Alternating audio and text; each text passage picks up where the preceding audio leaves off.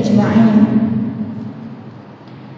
في ختام هذا البرنامج نتقدم بجزيل الشكر إلى إدارة المدرسة وجميع الأساتذة والأستاذات على حسن الاستقبال ونتعانهم في إنجاح هذا البرنامج.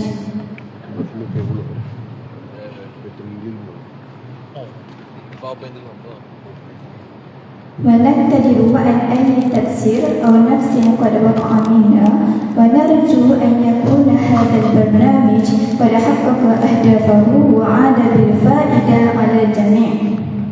كما نأمل أن يساهم هذا اللقاء في تقوية أواصر الأخوة وتبادل العلم والخبرات، وأن يكون سببا في تطور اللغة العربية وازدهارها.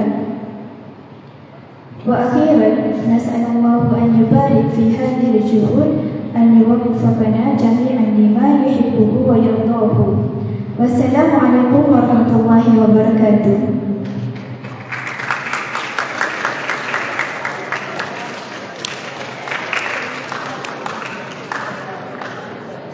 Majlis melakukan ucapan terima kasih kepada UMP Normal Serabi dan Fauzi. Seterusnya, pihak majlis menjemput Muhammad Hafiz bin Zaini yang merupakan Kam Komandan Mumtaz Lugawi di SMK Putrajaya untuk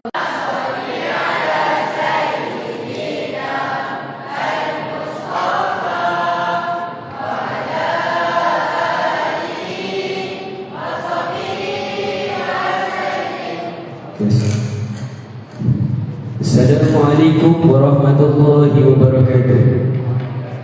الآن سأتكلم باللغة المغربية. بسم الله الرحمن الرحيم. الحمد لله. Segala puji bagi Allah Subhanahu wa taala kerana dengan izinnya kita dapat berkumpul pada hari ini dalam program Mukhayyam Arabi yang menghimpunkan warga SMK Putrajaya dan para tetamu istimewa dari SMK Naim bin Banat, Kelantan. Bagi pihak seluruh warga SMK Naim bin Banat selaku tetamu, saya ingin mengucapkan ahlan wa sahlan wa marhaban bikum. Selamat datang dan terima kasih kerana sudi hadir ke sekolah kami.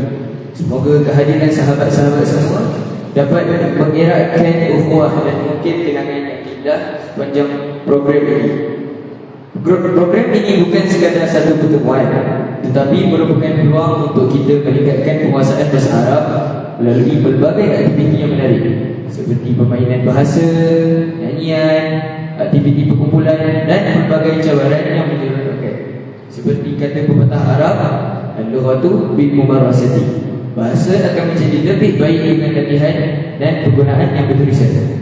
Saya berharap agar kita semua dapat mengambil peluang ini untuk belajar, berkomunikasi dan saling mengenali antara satu sama lain.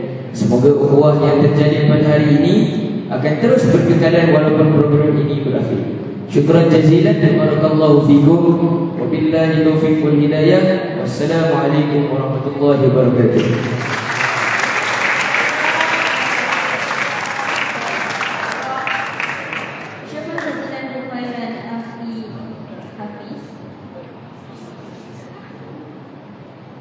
Seterusnya, majlis mempersilakan Ahmad Sasabila bin Fauzi ketujuri bagi mengumumkan pemenang. Dijemput Ustazah Mahfuzah binti Abdullah selaku guru yang mengendalikan program Mumtaz Lugawi untuk menyambut